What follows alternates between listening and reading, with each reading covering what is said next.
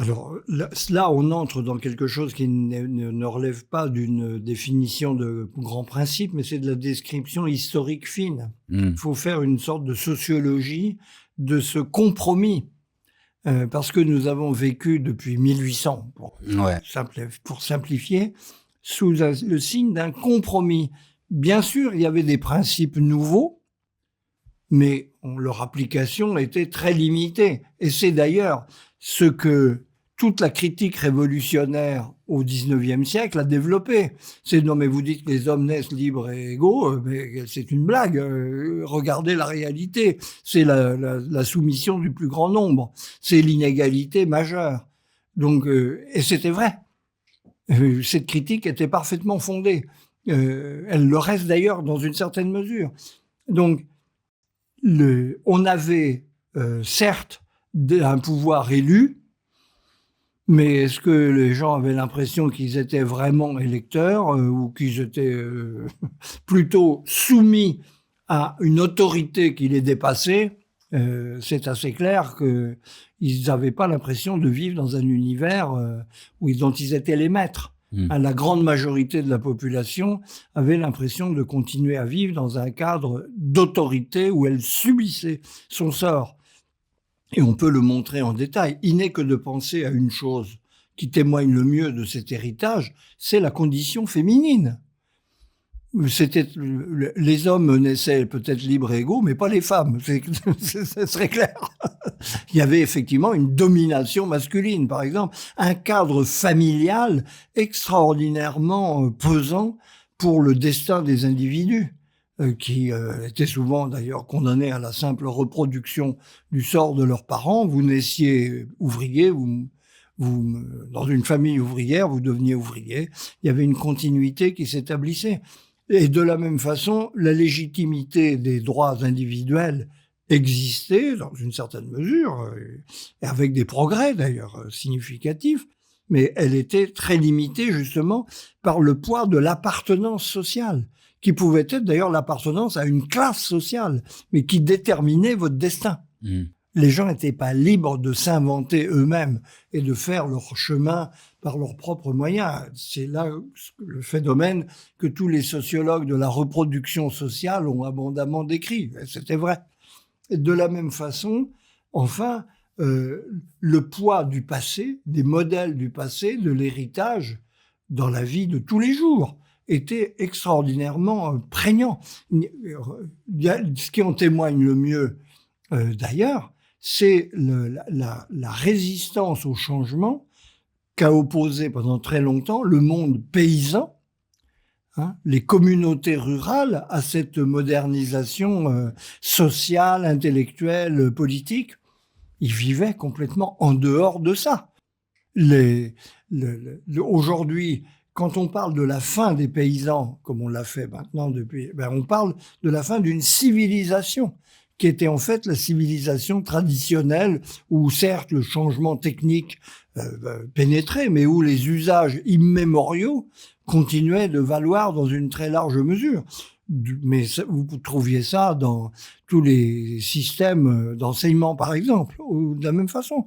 Le monde de l'enseignement était un monde très traditionnel, avec justement des disciplines, un système d'autorité, de reproduction sociale qui continuait d'être très prégnant.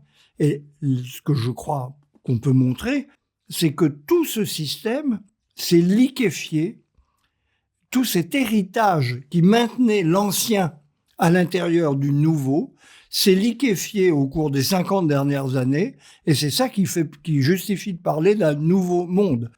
La nouveauté supplémentaire étant l'unification du monde. Ouais.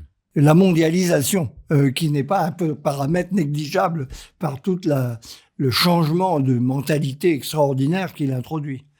Donc, avant ces 50 dernières années, on a une permanence du passé, donc encore une large part des populations qui cherchent à préserver le passé plutôt qu'à se projeter naturellement vers l'avenir.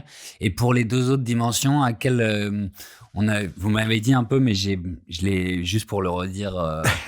On avait une prégnance très forte de l'appartenance à une communauté Ouais. qui pouvait être la communauté familiale, Ouais. très importante, Ouais, ok. la communauté paroissiale, ça existait puissamment dans un monde catholique ou protestant, la communauté la communauté corporative. Mhm. La tradition des métiers était extraordinairement forte.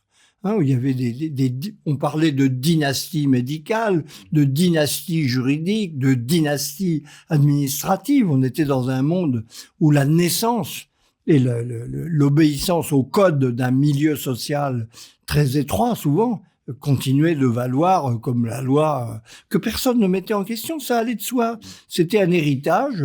Mais en fait, le sentiment d'appartenance, pour que les gens comprennent, c'est l'équivalent du droit, enfin dans la structure, Oui. parce Oui. que ça vient pas, C'est-à-dire ça vient pas l'autorité. immédiatement. L'autorité n'est pas du côté des individus. Ouais, c'est pas le texte, le juge et l'individu, c'est le père. C'est le père, c'est le notable dans la vie politique, c'est le patron. Hein, je me souviens d'un livre dont le titre est très significatif, d'un très grand patron français qui s'appelait Patron de droit divin. Ah ouais. Tout est dit. Et on n'avait pas l'habitude de discuter ce qu'il préconisait. Et donc, on a deux de ces trois dimensions et la troisième qui connaissent une permanence malgré les principes révolutionnaires. Tout à fait. Et du coup, on dit, ça donne une critique sociale, on dit, on est dans une société hypocrite parce qu'elle n'applique pas ses principes, ce qui est vrai. Et ce qui était, on va le voir, c'est ma prochaine question, simplement pour boucler sur ces trois dimensions. Oui, non, mais c'est la le point troisième, capital, il faut avoir saisi ça. C'est ça. Et la troisième, c'est le politique. Et alors, comment est-ce que on retrouve la dimension sacrée en 1945, par exemple? Écoutez, nous avons eu le dernier roi sacré dans l'histoire de France en la personne du général de Gaulle. Ouais. Ouais. C'était pas certes, il se soumettait à l'élection. C'était d'ailleurs un homme qui avait le tempérament démocratique et républicain à tous égards, mais qui était en même temps chargé d'une légitimité personnelle au regard de laquelle il suffit de regarder ses successeurs, le moins qu'on puisse dire, et qui n'avaient pas la même étoffe et que le regard des citoyens sur eux n'était pas du même ordre. Et il avait d'ailleurs compris. Et oui, et il en jouait comme pour ce qu'il estimait être le bien du pays. On peut avoir là-dessus des avis divergents, mais ça fonctionnait.